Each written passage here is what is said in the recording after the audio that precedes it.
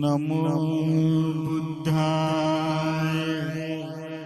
Namo Buddhaya. Namo Buddhaya. Namo Buddhaya. Namo Buddhaya. Namo Buddhaya. Namo Buddhaya. Namo Buddhaya. Namo Buddhaya. Namo Buddhaya. Namo Buddhaya. Namo Buddhaya.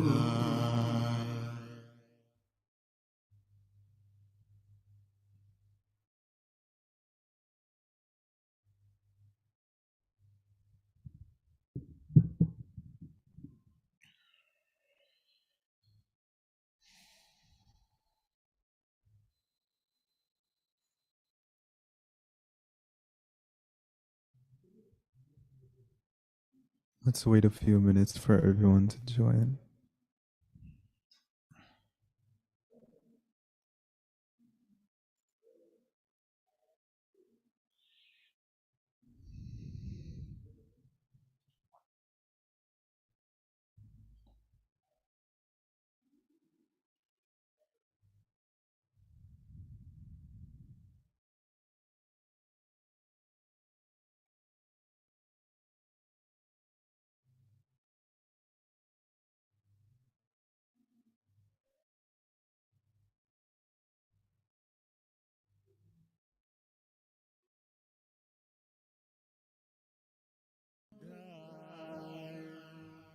Namo Buddhaya.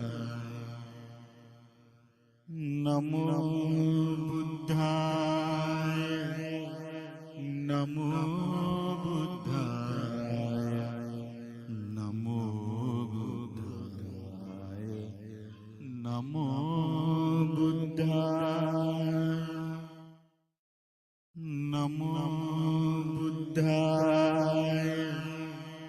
Namo Buddhaya. Namo Buddhaya.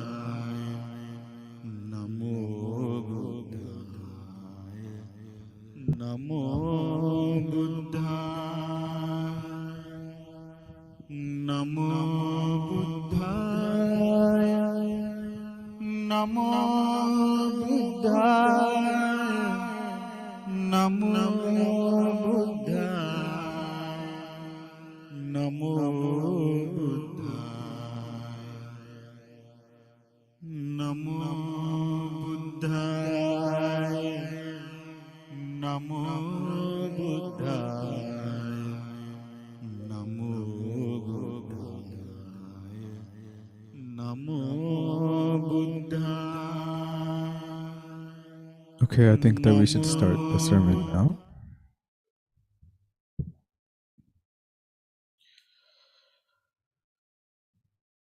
If everyone can please say with me. Keep your mics off, please.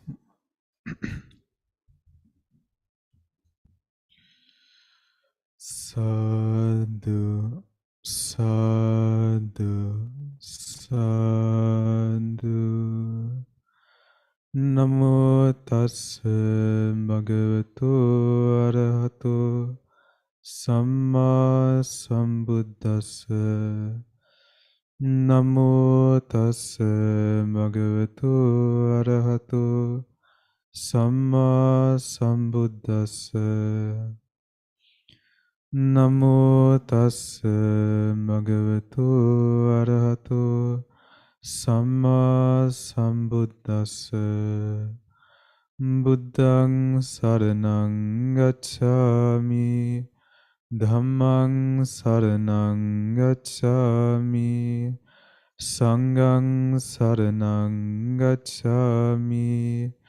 Dutiyampi buddhang saranang gacchami. Dutiyampi dhammang saranang gacchami. Dutiyampi sanghang saranang gacchami. Tatiyampi buddhang saranang gacchami. Tatiyampi dhammang saranang gacchami. Tatiyampi sanghang saranang gacchami. Sadhu, sadhu, sadhu.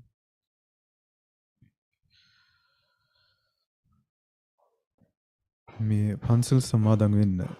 I tar me ar video ke daan put.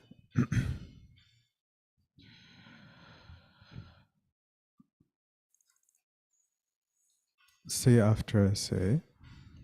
I observe the precept of I observe the precept of abstaining from killing beings. abstaining from killing beings. I observe the precept of I observe the precept of abstaining from stealing. abstaining from stealing.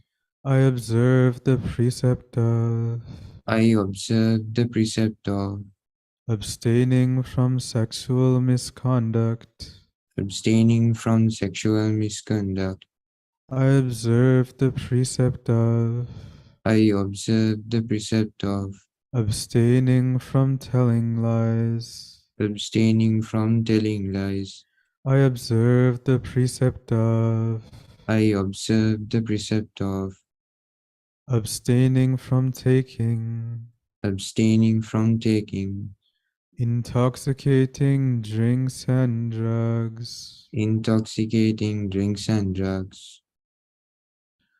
Sadhu, sadhu, sadhu. Namo Buddhaya. E Bhagavata Samma Sambuddhajanan Vahanse Mage Namaskare Veva. Sadhu, sadhu, sadhu. And we would like to pay homage to our teacher who taught us this Dhamma, Pingwat Lokaswami Nahanse. Sadhu, sadhu, sadhu.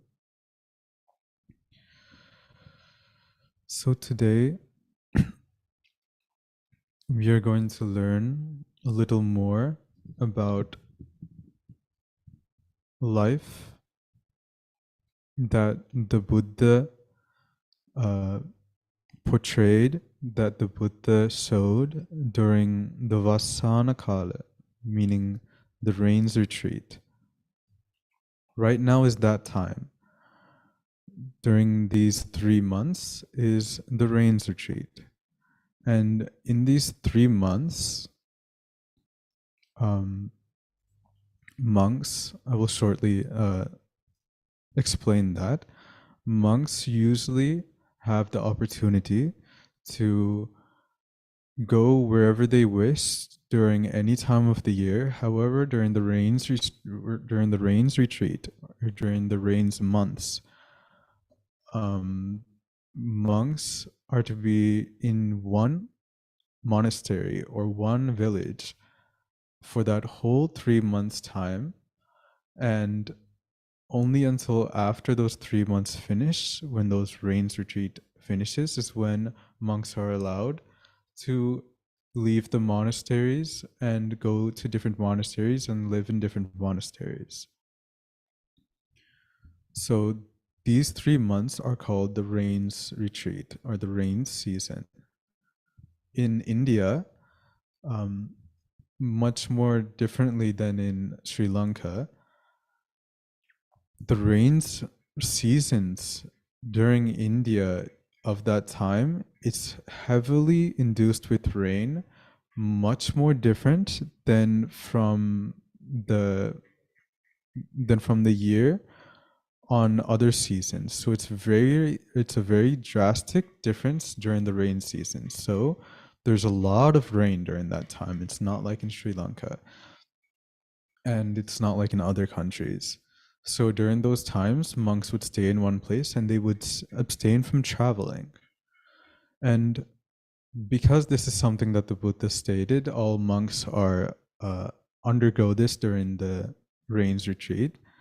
And usually during this time, because there's less commotion, because there's less traveling, because there's less stress for monks and in their lives, and because there's less of meeting with lay people, the monks have a lot of time in order to practice the Dhamma. And practicing the Dhamma during the rain season is a very important time. Usually during the Buddhist time, when the Buddha was alive, monks would spend their rain season as full of effort as they possibly can. And during the end of those 3 months, they would usually go to the Buddha, wherever the Buddha is staying, and they would pay homage to him and then say, oh, during this rain season, I attained arahatship, I attained anagami, I attained sakadagami, I attained sotapanna. And they would say what they have attained during the time of their effort, during the times of the rains.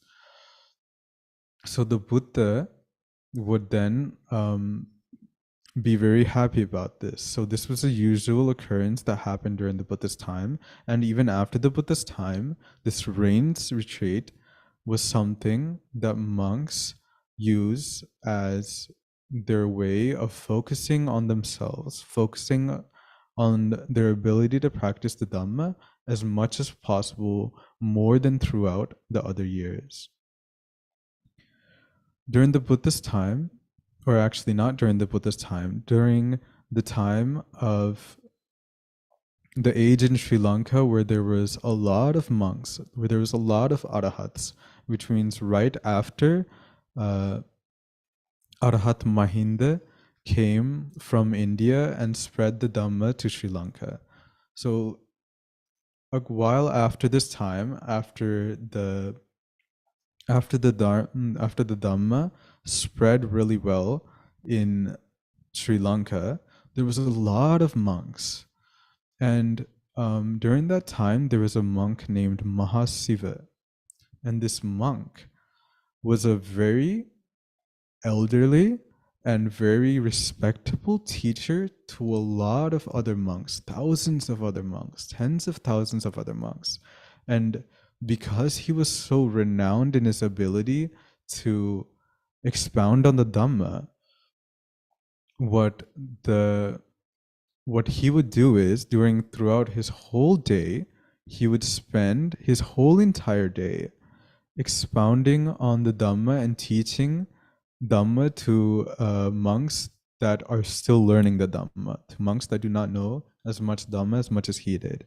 And he would do this with so many monks that he would spend his entire day doing this. And a lot of monks who listened to his sermons, who learned the Dhamma from him, they were able to gain arahatship, they were able to gain anagami, and etc. They would gain a lot of good qualities and fruits of the path through learning the Dhamma from this Mahasiva Arahat, from this Mahasiva Swaminahansa. So this bhikkhu, because he was so renowned, he would spend his entire day preaching the Dhamma, and one of his students attained arahatship after practicing the Dhamma that he taught him. And because now that this student is an arahat, he has nothing else to do, as in nothing else to do, meaning when it comes to practicing the Dhamma, reaching arahathood is the final stage. So what he did was, he had the ability to look with his mind towards the mind of his teacher. And when he looked at the mind of his teacher, he saw that the mind of the teacher, that Mahasiva Swaminahansa, he still had defilements in his mind. He still had defilements in his mind, meaning he wasn't arahat. And he looked deeper and he saw that he wasn't even a sotapanna. He wasn't even an enterer of the Eightfold Path, meaning he didn't have any safety when it comes to death. As in, the only people in this world that have safety for sure, an assurance that they're never going to fall into bad worlds, are people who attain sotapanna or anything above that.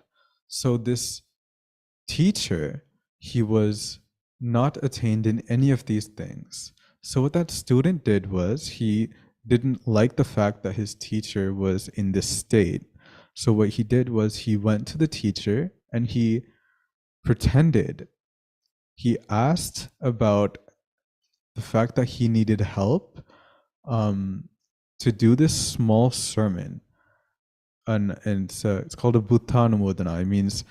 It means the short sermons that monks do after receiving dane. So what he did was he went over to his teacher and he said, "When can you teach me this?" And the teacher said, "I don't have any time whatsoever." And the student, he asked about this teacher's entire schedule throughout the whole entire day.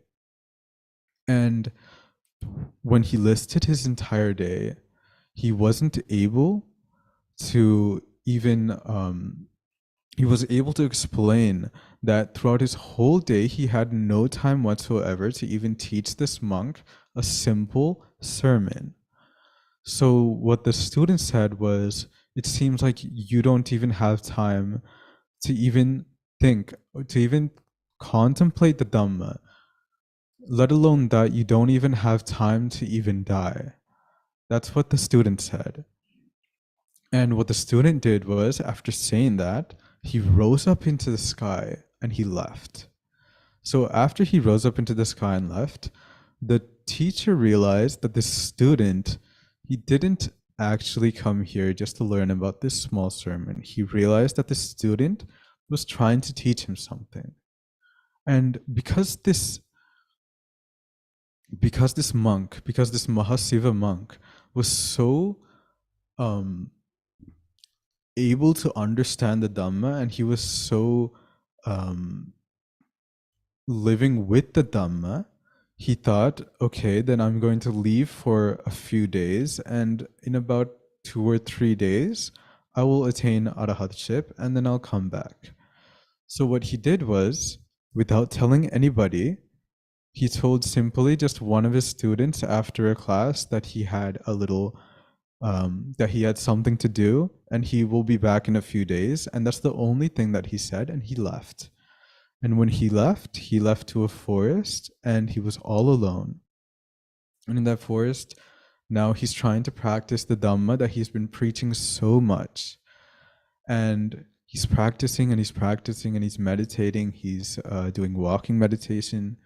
He's doing this so much, yet 3 days went by just like he expected, but no results. He wasn't even sotapanna. He had no results whatsoever. So then he thought, so then after the 3rd day, it was Vasana Kala. It was time for the rain season. And when you're in the rain season, since you can't leave that village, he decided, okay, fine, then I'll spend the next 3 months here. And in those 3 months, surely I will become an arahat. So he started his rain season in that forest, away from his students and away from where he was before. Now he's in his rain season, and now he's trying again. He's putting in effort again and again. And the whole 3 months go by. And still, he has no results whatsoever. And this monk, he started to weep. He started to cry because he knows that a lot of his monks that are students have already attained arahatship, but him as a teacher, he's still not able to do so. So what he did was, he thought to himself, he made his mind very still, and he thought, there's no way that I'm the reason why I'm not being able to reach anything is because I'm not putting enough effort. So what I should do is, until the day that I reach arahatship, until I become an arahat, what I'm going to do is, I'm not going to sit down. I'm not going to lay in a sleeping position. I'm only going to sit and stand and walk. And I'm not going to wash my feet and lay on the bed as if I was going to sleep. So I'm not going to wash my feet, and I'm not going to lay down until I become an arahat. Then as he goes like this, he is trying again and again and again, and it's going on for years. The next Vasana season comes, and he's still not attained arahatship. But during that entire time, he has yet to sleep. He has yet to lay down. He has yet to wash his feet and lay down on a bed during that whole year. And so while he was living like this, another year went by, and another year went by, and another year went by, and all these years are going back, and he still hasn't left that forest. As he was living like this, because he wasn't washing his feet to lay down on a bed, his feet became so dry and so blisterly that the kids in the village would come with needles and sew his feet back together, because what he would do is he would do walking meditation for such a long time, and not washing his feet because of the dryingness of that too. Those things together make his feet start to blister, make his feet start to open and damage themselves. So what kids would do is they would come and they would sew it back together for him. And kids would, in that village, they would tease each other and say, "Oh, I wish that your feet would become like Mahasiva Swaminathan's." As in, they would say that to each other in a bad way, and talk about his feet in that way, because that's how blistered they were. And he would go on for years, another year, another year, another year, and he would still gain nothing whatsoever, yet he's trying and he's trying and he's trying. And he's still trying from that start of the rain season. So as he's trying, then another day he started to weep. Another day he started to cry and think about the fact that it's been so many years. It goes on for 29 years. He spends 29 years in this forest and he still hasn't reached anything whatsoever. So at the end of those 29 years, another rains retreat comes. And in that rains retreat, he was crying about the fact that he wasn't able to attain anything. And then while he was crying, he was able to hear someone in a nearby place also crying. And he asked, "Who is this?" And after he asked that, there was a person. It wasn't a person, it was a deva. It was a deva that was living amongst the tree devas, and he was weeping as well. And he was asking, "Why are you weeping?" And that deva said, if you are able to reach fruits of the path, if you are able to become an arahat just by weeping, then maybe I should get one of those fruits as well. And he would tease, and he teased Mahasiva Swaminathan because he's weeping and he's not trying effort. So, however, the reason why this Deva said those things was for him to realize that weeping is not going to get him anywhere, and he should try to be as effortful as possible. So he realized this, and again, he made his mind still again, and he thought, "I'm going to try again and again and again until I do this." And that was when he realized that. So do you remember when I said that when he came, he was thinking, oh, I'll do this just in a few days, because he was so able to think that he had such a good ability. So he removed that from his mind, the fact that he's so able, and he stopped thinking about the fact that he has such a good ability, and he just started following the path. And that is when everything started to work. And at the end of those 3 months, he became an arahat. It took him 30 years of trying in order to become an arahat, when he thought that actually it would just take him 3 days. And because this was such an immense war that he had within himself, a lot of devas were watching him because he was putting in so much effort. And so because he's already attained arahatship, now he doesn't have to stay in 3 positions anymore. He can spend his time lying down, and he can finally wash the blisters off of his feet. So he sat down on his bed and he got a bucket of water, and right when he was going to wash his feet, 10,000 of his students came from the sky, because they're all arhats. They all came from the sky, and they came to him and were looking forward to respectfully wash his feet, because that's their teacher. And even God Sakka, the Lord of the gods, came, and a lot of devas came just for this occurrence of him washing his feet after 30 years' time. So in this, we can realize how much effort these monks put into this rain season. The rain season started 30 years ago for him, but yet he still did not leave that monastery. He did not leave that village, and he did not stop the effort that he put in to gain his arahatship until the day that he actually gained it. No matter how long it took him 30 years. So we can see that during this rain season, it's a very compelling way of living for these monks.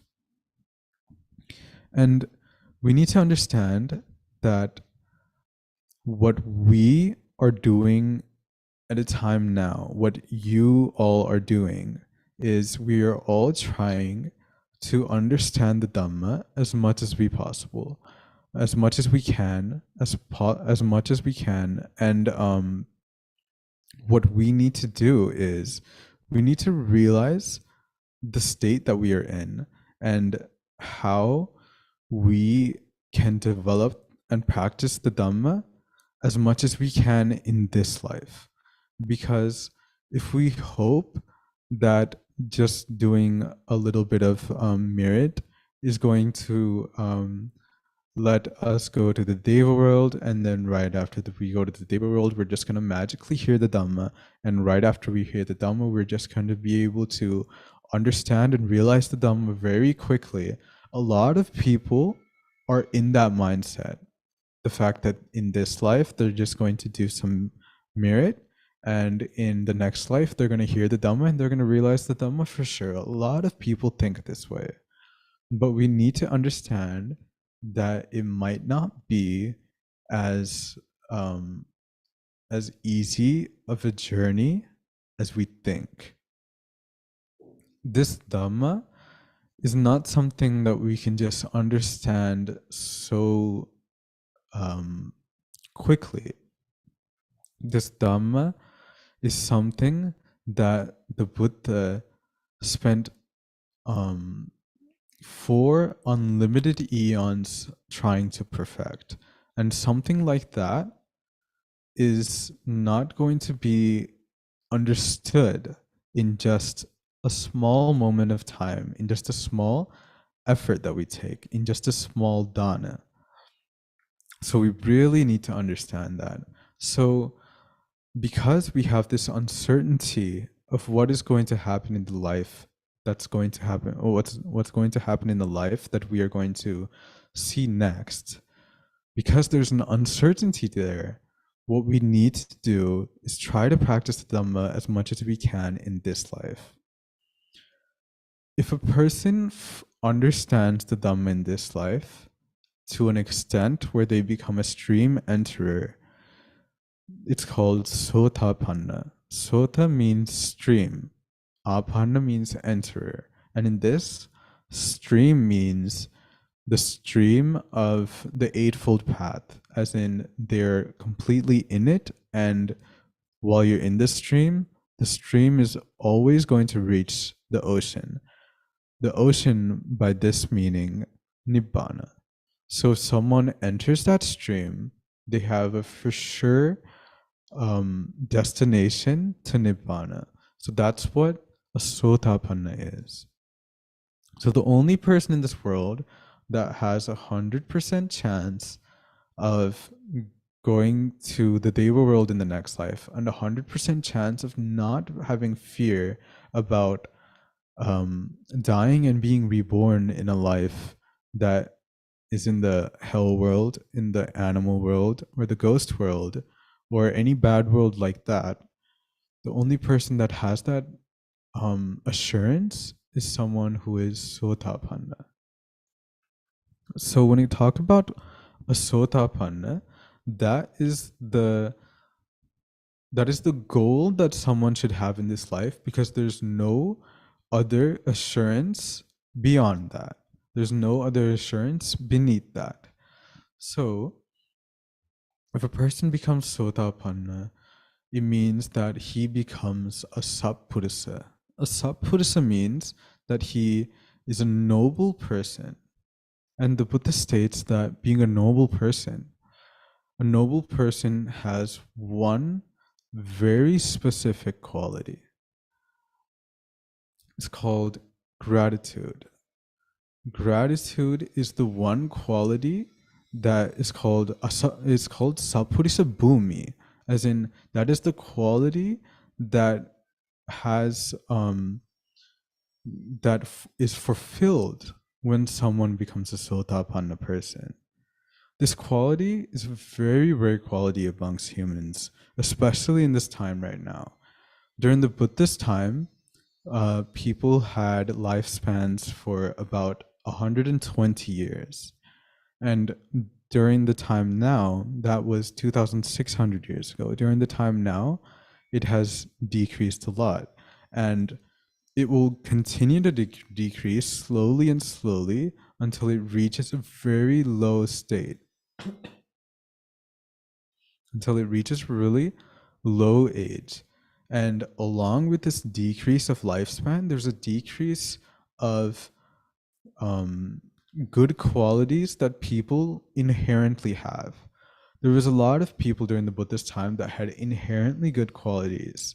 And because of that, they were able to understand the Dhamma really quickly. And they were able to build up qualities like gratitude very quickly. So the Buddha states that this quality of gratitude is something that we must have. For example, this is such a requirement when it comes to understanding the Dhamma. The Buddha has a sila, a virtue for monks. For example, let me just tell you, a monk is not allowed to accept money through himself. So if a person were to go to a monk and they would say, I would like to give you money in order for you to buy robes, then the monk would say, we cannot accept money.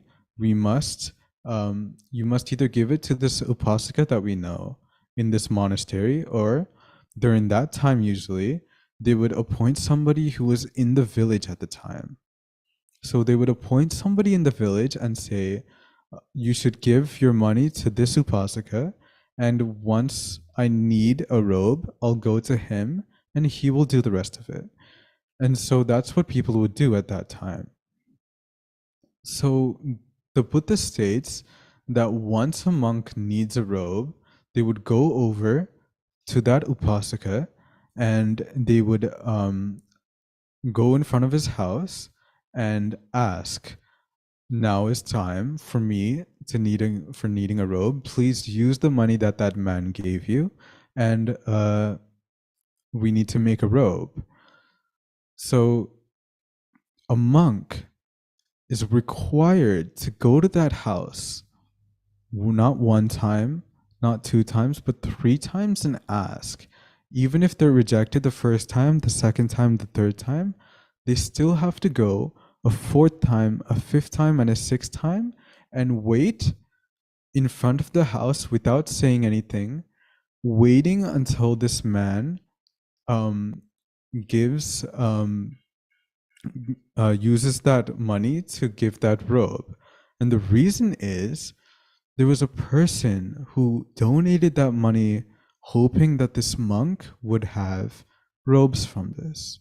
But instead, if that person who received the money, who's holding on to the money, is not doing what that upasaka wanted him to do, then a monk would have to go to his house 6 times and wait in front of his house, just because he needs to have a gratitude towards the person who gave that money in the first place.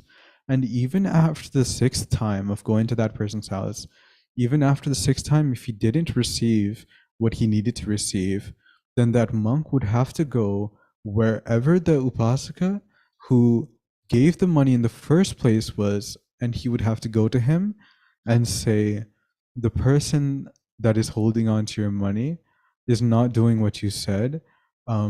Let there be no harm to the money that you have. So the reason why a monk would have to go through so much and go through the process of trying to save this person's merit is because a monk must have gratitude. A monk must have gratitude towards the people who pay them robes, towards the people who give them robes, towards the people who give them dana, towards the people who give them medicine. And all these things a monk must have gratitude towards these people. It is so important to the point that the Buddha states that if a monk receives food and thinks harshly about it, and thinks harshly about the people who gave them food, let's say if a monk were to be given dana and that dana was not very good, and if the monk who received that food would think harshly towards the people that that gave the food, then he would not, just because of that thought, just because of that single thought, he would not be able to have a samadhi in any way whatsoever during the morning, during the night, not at all, just because of the fact that he thought badly towards the person who gave him dana. So think of how important it is to have gratitude towards the people that help you. And this is not just for monks.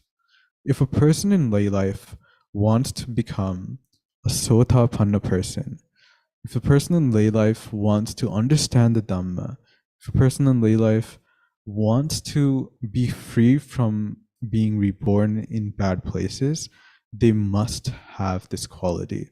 They must have the quality of gratitude towards the things that they have. So a person that has gratitude, they always have respect towards their parents. They always have respect towards the people in their lives that are helping them. That's what makes a person a sappurisa. That's what makes a person a good person. And that is what helps people understand the Dhamma. So a lot of people think that Dhamma, that practicing the Dhamma is something that we do just through meditation, or just through acquiring insight, or something like that. But the Buddha states that if someone does not have gratitude, if they can't think about it, if they can't think about the things that other people have done to them, then there's no possibility of them gaining the first jhana. Meaning, if they're not able to first reach the first jhana, then they're definitely not able to understand the Four Noble Truths completely.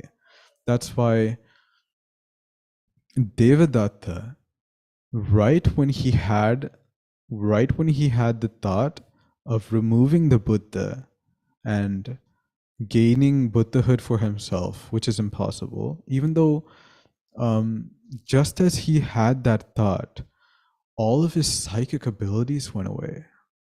All of his meditative abilities, they all went away. Just with the thought of removing your teacher, removing the person that gave you Dhamma.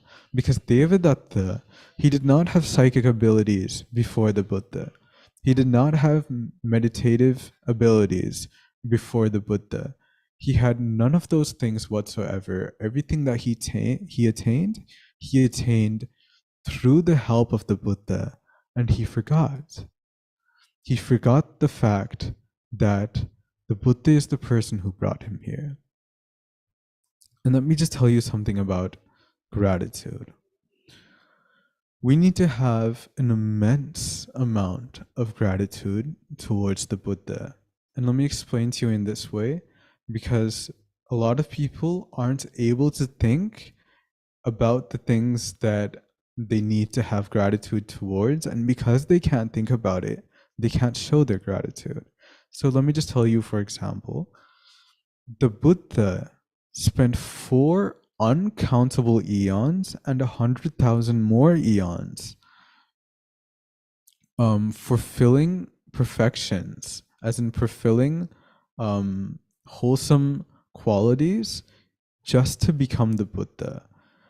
And 4 immeasurable eons ago is when the Buddha received the prophecy that he will become a Buddha named 𝐞𝐝𝐢𝐻 in 4 immeasurable eons from now. So once he attained that prophecy from Dipankara Buddha, who was around 4 immeasurable eons ago, the Buddha, his name was Sumedha. And he was an ascetic at the time. And he was building a road for that Dipankara Buddha to walk to his destination. And before he was able to build the road completely, the Buddha was coming. So what he did was he laid flat on the floor, hoping that the Buddha would go over him. And the Buddha stopped right there, right before he reached that Sumedha ascetic, and he said, "Monks, this person is the person who will become an Arahat, Samma Sambuddha, named 𝐞𝐝𝐢𝐻,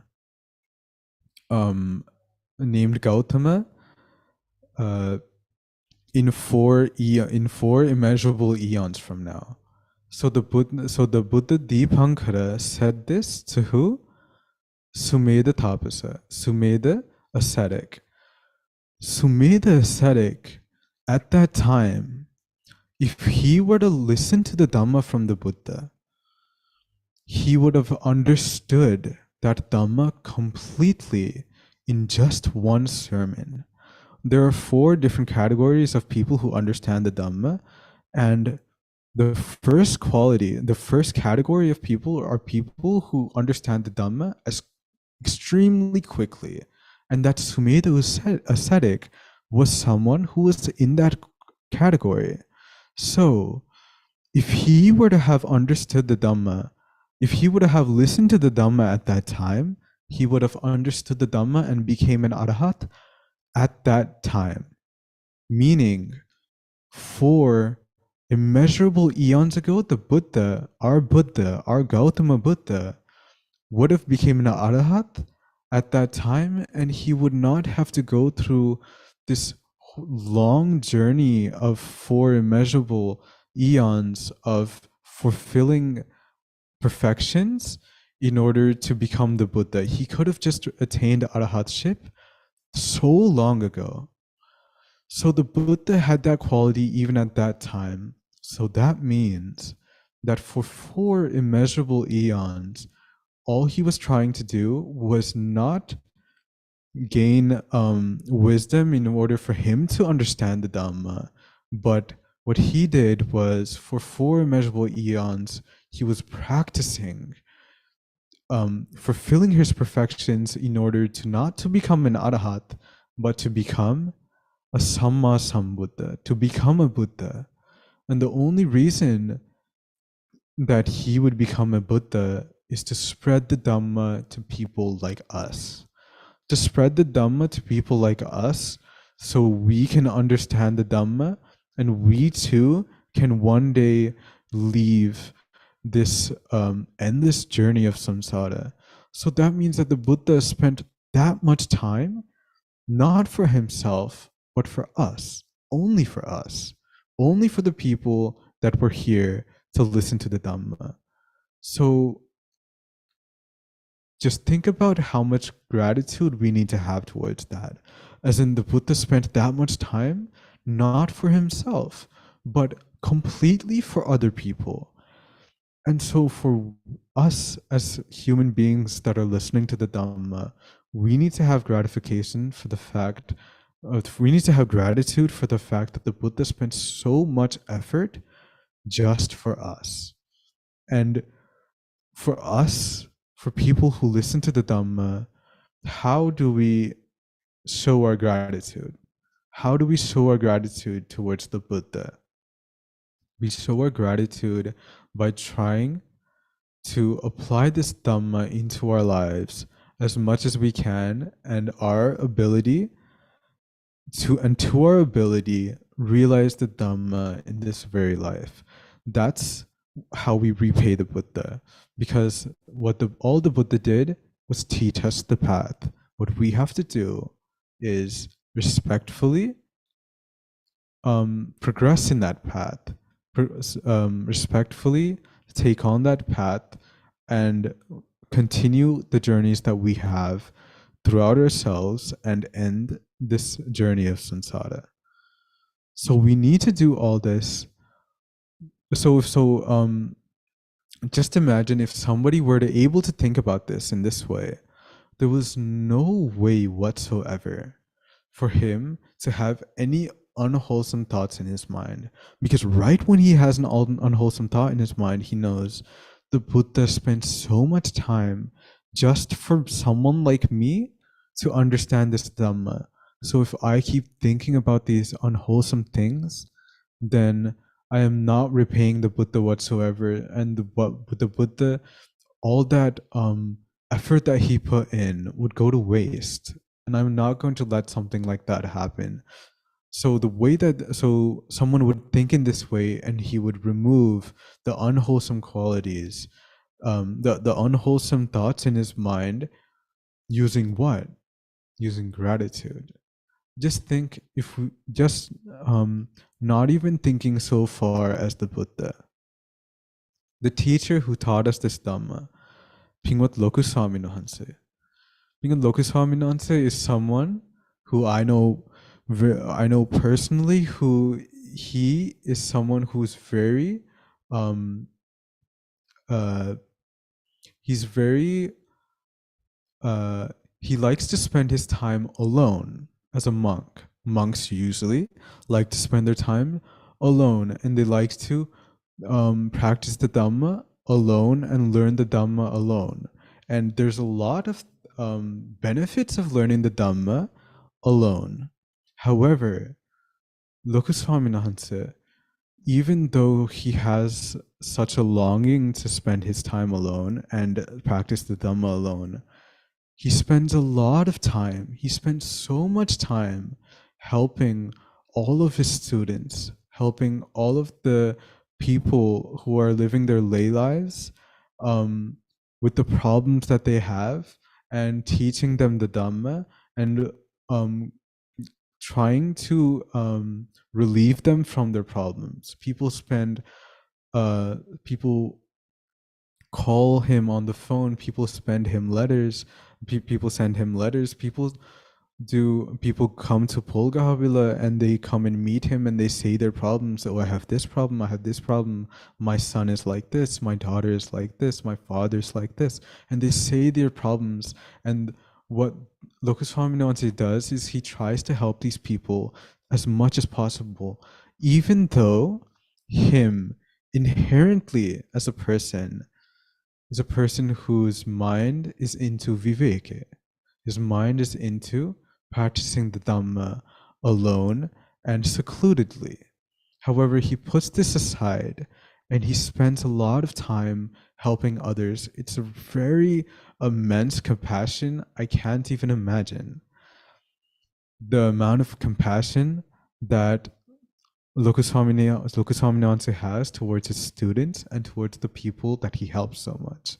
I couldn't even imagine, and I don't think anyone else could imagine, because it's so much for such a long time with so much effort that he does those things.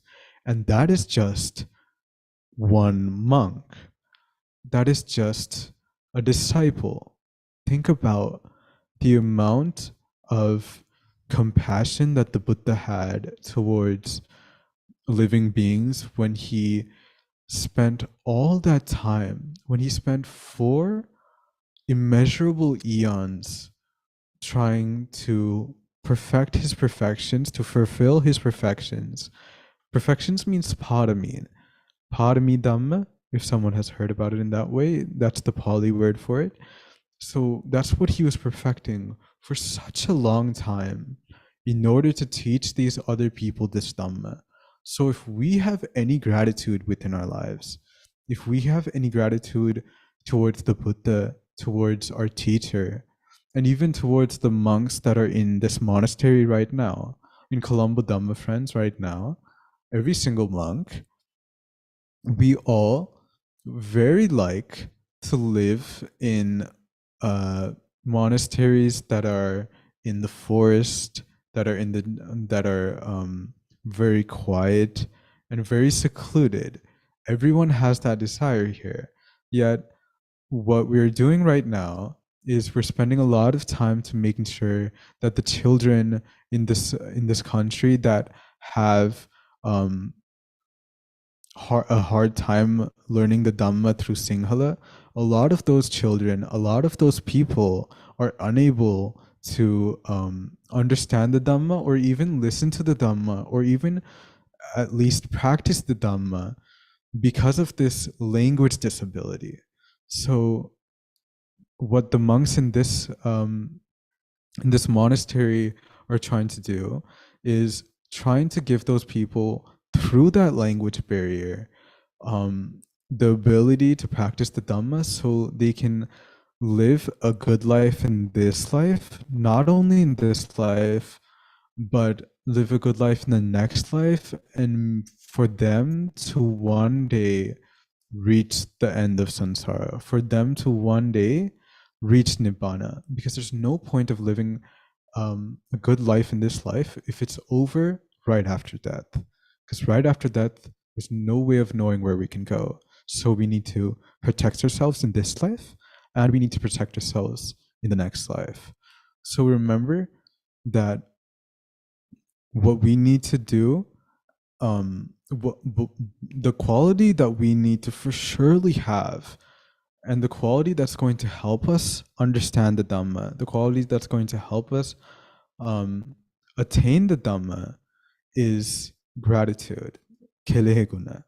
Gratitude is the number one thing that we need to have within ourselves. And it's a very, very rare quality.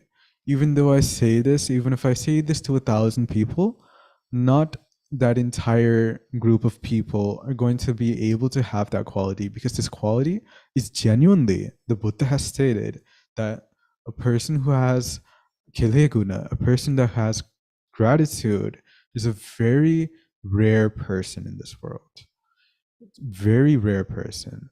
So if someone were to be able to have this quality within themselves, you can understand that you open a door to understanding the Dhamma.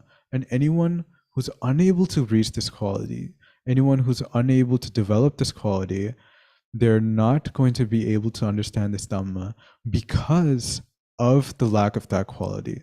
So make sure that the things that you do in this life, the things that you say in this life, the way that you think in this life shows your ability, shows that you have gratitude.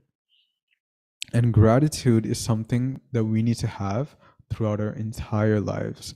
So may everybody that participated in this Dhamma sermon, and may everybody who is listening to this Dhamma sermon on YouTube, may everyone have the opportunity to fulfill that quality of gratitude in this life and attain realizing Nibbana in this Gautama Buddha's dispensation. Sadhu, sadhu, sadhu. We should share this merit that we attained with all of the devas in the world, and may they also reach Nibbana and understand these Four Noble Truths. And we should also share this merit with all of the people who have passed away. May they all live happily, and may they all understand the Four Noble Truths in this Gautama Buddhist dispensation. And also, with all respect to our teacher, Pingot Lokus Swami Nuhansi, may he rejoice in this merit, and may all of the Swami Nuhansis, all of the Anagarika nuns, may they also rejoice in this merit, and may they also very quickly understand the Four Noble Truths in this Gautama Buddhist dispensation. And also may everyone who joined in this program, and everyone, all of the families that are of the people who joined this program, may they all rejoice in this merit, may they all be shared this merit, and may they all live happily and understand the Four Noble Truths in this Gautama Buddhist dispensation. Sadhu, sadhu, sadhu. Say this with me. Kayena vacha chittena pamadena maya katang acchayang kama me bante buri panya tathagata. Kayena vacha chittena pamadena maya katang acchayang kama me dhamma sandittika kalika. Kayena vacha chittena pamadena maya katang acchayang kama me sangha punyaketang anuttara. Sadhu, sadhu. So say this after I say this. Okasa vandami bante. Okasa vandami bante. Maya katam punyang. Maya gatam punyam. Samina anumoditabbang. Samina anumoditabbang. Samina katam punyang. Samina gatam punyam. Maihanda tabbang. Maihanda tabbang. Sadhu sadhu anumodami. Sadhu sadhu anumodami. Okasa dwaratena katang sabbang acchayang kamatame bante. Okasa dwaratena katan sabbang acchayang kamatame bante. Okasa kamami bante. Dutiyampi okasa kamami bante. Tatiyampi okasa kamami bante. Okasa kamami bante. Dutiyampi okasa kamami bante. Tatiyampi okasa kamami bante. Supata. Siluma danara tervan sarvanai. Namo Buddhaya.